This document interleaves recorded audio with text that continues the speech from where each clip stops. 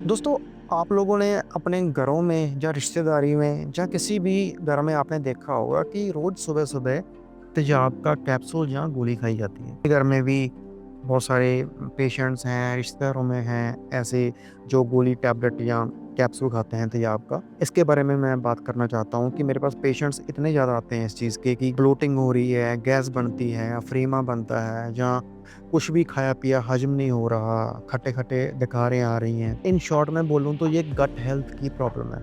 आपकी गट जो है वीक हो चुकी है, स्ट्रेंथ उसकी ख़त्म हो चुकी है। इसको हम एक टर्म के साथ डिस्क्राइब करेंगे कि इसको हम लीकी गट सिंड्रोम बोला जाता है। उसके बारे में हम आज डिटेल में बात करने वाले हैं। नमस्कार दोस्तों, मेरा नाम doctor Livdeep Singh Chahal, Kerala Ayurveda medicines and Panchakarma specialist. जब हम चाहे अच्छी चीज़ खाते हैं, चाहे हम अनहेल्दी फूड खाते हैं, जैसे कोई भी मार्केट की चीज़ अनहेल्दी चीज़ हो वो खाते हैं, सबसे पहले वो स्टमक में जाती है, फिर वो इंटेस्टाइन में जाती है। हमारी इंटेस्टाइन में क्या होता है कि छोटे-छोटे छिद्र होते हैं, इनकी इसको हम छेद बोलते हैं, इनकी छलनी की तरह होते हैं।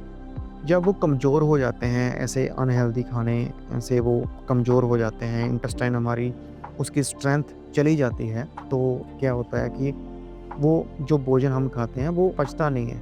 वो अनडाइजेस्टेड फूड ऐसे के ऐसे ही वो फ्लश आउट हो जाता है। यानी कि टॉयलेट यानी कि जाना पड़ता है। कई लोगों को आपको पता होगा कि खाना खाने के तुरंत बाद ही उसको लैट्रिन जानी पड़ती है लोगों को। तो वो ये चीज़ होती है, उसको लीकी गट सिंड्रोम बोला जाता है दोस्तों। इसके बारे में हम डिटेल में बात करेंगे, ये क्यों होता है, क्या कारण होते हैं या कौन-सा ट्रीटमेंट करना चाहिए, कौन से घरेलू नुस्खे इसको ठीक कर सकते हैं, उसके बारे में हम डिटेल में बात करेंगे। दोस्तों, अगर हम आयुर्वेदा के अनुसार अगर बात करें कि आयुर्वेदा में इसका क्या रेफ़रेंस दिया हुआ है कि ये किस कारण होता है, तो मैं आपको बताना चाहता हूँ कि मंद अग्नि, जैसे हमारी डाइजेस्टिव फायर होती है वो बहुत ज़्यादा लो हो जाती है, उसकी इम्यूनिटी कम हो जाती है कि खाया-पिया उससे नहीं पचता। तो उसकी वजह से कोई भी फूड है वो बिना खाए ही निकल जाता है। तो मैं बताऊँगा कि आपको कफ मंद हो जाती है, कफ कमज़ोर हो जाती है और वात और पित्त दोनों बढ़ जाती हैं। तो इसकी वजह से वात, पित्त, कफ इम्बैलेंस हो जाती है।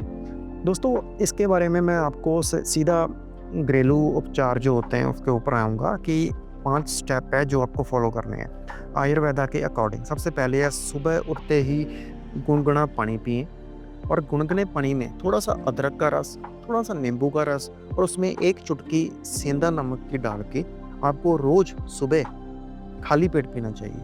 इससे क्या होगा? इससे आपका मेटाबॉलिज़्म, डाइजेस्टिव सिस्टम आपका और ज़्यादा इम्प्रूव होगा और ज़्यादा कुछ भी पचाने की आपकी जो कैपेसिटी है लिवर की, आपके ऑर्गन्स की, इंटरनल ऑर्गन्स की, उसकी कैपेसिटी बढ़ जाएगी। तो उससे आपका मंद अग्नि का जो दिक्कत आ रही है, समस्या आ रही है, वो बेहतर होने लगेगी डे बाय डे। और दूसरा स्टेप है, आपको जो चीज़ें आपको ख़राब कर रही हैं, आपकी बॉडी को ख़राब कर रही हैं, उनको साइड में कर दो। मतलब उसको अपनी लाइफ़ से, अपने रोज़ रूटीन से बाहर कर दो। कहने का मतलब ये है कि अनहेल्दी फूड जैसे कि डीप फ्राइड फूड, पकौड़े, समोसे, कचौड़ी या ब्रेकफ़ास्ट में या लंच में आप पिज़्ज़ा, बर्गर जो भी कुछ खाते हो, उन चीज़ों को बंद कर दो। उसकी जगह पे आप खिचड़ी खा सकते हो, पोहा खा सकते हो, आप हेल्दी स्नैक्स खा सकते हो, फुल मखाने खा सकते हो। अच्छी घर की बनी ताज़ा रोटी खाओ, दही, लस्सी या कुछ भी आपका घर का बना शुद्ध आहार है, वो आप उसका सेवन कर सकते हो।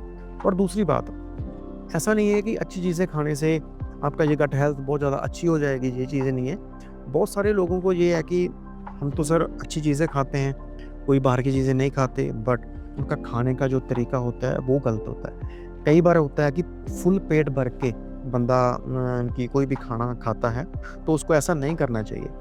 हमको हमेशा थोड़ा-सा इनकी कैपेसिटी के हिसाब से देखना चाहिए कि अगर मान के चलो कि 100% हमारी स्टमक खाली है, तो उसको 80% ही फूड दो। 20% 10% उसको खाली रखो अपने पेट को। क्योंकि उससे क्या होगा कि वात, पित्त, कफ आपकी बिगड़ने से हट जाएगी, वो बिगड़ेगी नहीं, वात, पित्त, कफ बैलेंस होना स्टार्ट हो जाएगा। लेकिन धीरे-धीरे 2-3 हफ्ते आप ऐसा करो, अपनी की कैपेसिटी के हिसाब से खाना खाओ। ऐसा नहीं है कि ज़रूरत से ज़्यादा खा रहे हो, चाहे वो अच्छा ही खा रहे हो, वो भी आपकी गट हेल्थ के लिए नुकसान कर सकता है। दोस्तों तीसरे नंबर पे हम बात करेंगे बॉडी की हीलिंग की। इसके लिए आपको थोड़ी सी मेहनत करनी पड़ेगी, जैसे कि आप मॉर्निंग में ब्रेकफास्ट अच्छा बना सकते हो, जैसे कि उसको सुधारने के लिए उसको उसमें फ्रूट्स ऐड कर सकते हो, ओटमील ऐड कर सकते हो, दोपहर को मल्टीग्रेन की रोटी ऐड कर सकते हो, उसमें लस्सी अगर छाछ ऐड करो तो वो गट हेल्थ के लिए एक रामबाण है दोस्तों। छाछ से, लस्सी से, उसमें अगर काला सेंधा नमक हो, काला नमक हो, काली मिर्च है थोड़ी-सी और जीरा, भुना हुआ जीरा तवे के ऊपर भून के आप उसमें डालोगे, तो छाछ एक एनर्जी ड्रिंक बन जाएगा, जिससे आपके पेट की सारी गैस ट्रबल्स ठीक हो सकती हैं। और इवनिंग स्नैक्स में आप फुल मखाने ले सकते हो हल्के से गाय के दूध के साथ, और शाम को कोशिश करो कि आपका खाना 6 बजे तक कंप्लीट हो जाए। सूर्य अस्त होने से पहले-पहले आप अपना खाना खा लो। और लेट नाइट खाते हो, जंक फूड खाते हो, इवनिंग्स पार्टी करते हो, तो उससे गट हेल्थ बिगड़ने की जो बात है वो ज़्यादा बढ़ सकती है, गट हेल्थ ज़्यादा खराब हो सकती है उसकी वजह से। जैसे कि मैंने आपको बोला था कि स्टार्टिंग में बोला था कि आयुर्वेदिक ट्रीटमेंट और आयुर्वेदिक हर्ब्स भी बताऊँगा, जो आपकी गट हेल्थ को बहुत बढ़िया इम्यूनिटी देगी, इम्प्रूव करेगी, और आपको जो बार-बार लैट्रिन जाने की प्रॉब्लम है वो सुधरेगी डे बाय डे। दोस्तों आप कुटकी और गिलोय दोनों चीज़ों को आप ले सकते हो, चाहे तो वो पाउडर फॉर्म में लो, अपने किसी भी आयुर्वेदिक शॉप, पंसारी की शॉप से ये परचेज़ कर सकते हो। अच्छी क्वालिटी की हो, ये उसको दुकानदार को बोल दो आप। दोस्तों इसकी बनी हुई मेडिसिन भी ले सकते हो आप। मेडिसिन जैसे कुटकी की बात करें तो आरोग्यवर्धिनी वटी 2 सुबह 2 शाम को किसी भी कंपनी की ले सकते हो। अगर हम गिलोय की बात करें तो गिलोय घनवटी भी आती है, गिलोय की बनी टैबलेट्स भी आती है, वो भी 2 सुबह 2 शाम को आप ले सकते हो, या आप ताज़ा इसका काढ़ा बनाकर भी ले सकते हो। गिलोय की बेल हर घर में, तकरीबन गाँव में तो बहुत ज़्यादा मात्रा में देखने को मिलती है, लेकिन आप शहरों में भी देख सकते हैं, कई-कई बार घरों में लगी होती है कि गिलोय की बेल, उसकी एक टहनी उसको काट के 1 गिट्ट के हिसाब से, तो उसको काट के उसको कि आप उसका सब रस या काढ़ा बनाकर आप ले सकते हैं दोस्तों। इसके बहुत बेशुमार फ़ायदे हैं, और ये आपकी गट हेल्थ को ही नहीं, आपकी पूरी बॉडी को ही ठीक करने की क्षमता रखती है, और इम्यून सिस्टम इतना ज़्यादा आपका इम्प्रूव होगा, ना तो कभी आपको कोल्ड, कफ, फीवर, टाइफाइड कभी भी नहीं होगा, क्योंकि बहुत हद तक आपकी इम्यूनिटी सुधर जाएगी इन चीज़ों के सेवन करने से। दोस्तों लास्ट पे स्टेप है जो आपके लिए ये बताना चाहता हूँ कि गट हेल्थ या हमारी गट है जो, वो हमारा सेकंड ब्रेन है। हाँ दोस्तों, सेकंड ब्रेन मैं इसलिए कह रहा हूँ क्योंकि आपने कभी देखा होगा कि बच्चों को या बूढ़ों को जब कभी भी हमें डर लगता है तो कई बार बच्चों का बाथरूम निकल जाता है। तो आप सोचने वाली बात है, डरने से बाथरूम निकलने का क्या ताल्लुक है? या फिर कभी बहुत ज़्यादा खुशी की खबर सुनते हैं या दुःख की खबर सुनते हैं तो हमारी भूख मर जाती है। तो सीधा संबंध दिमाग का हमारे पेट से है, ये बात तो तय है। तो आपको चाहिए कि हमारी मेंटल स्टेट है जो, मानसिक तनाव है, डिप्रेशन है, एंग्ज़ायटी है, कोई भी डर है, तो कोई भी प्रॉब्लम है उसको देखना है। मानसिक तनाव नहीं होना चाहिए।